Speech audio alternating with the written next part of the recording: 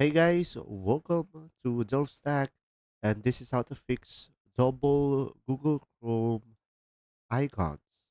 So guys, if you ever encounter this issue, like this one as you can see over here, first you just simply go to your Chrome, as you can see over here.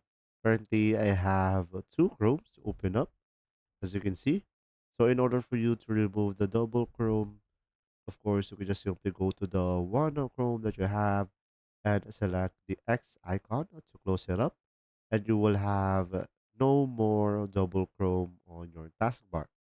So if you still encounter the issue, what you could try to do is just simply right click on it, and if you have the Chrome pin on the taskbar, you could just simply select unpin over here, and you could just simply close it, and mostly this fixes the issue, and you could just simply open up the Chrome again, and you should be able to fix it.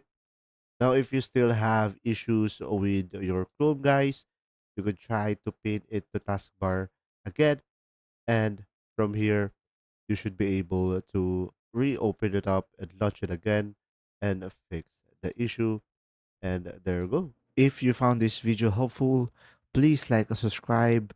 And if you have any questions, just simply go ahead and comment down below, and we will do our best to answer them all. And see you in the next video.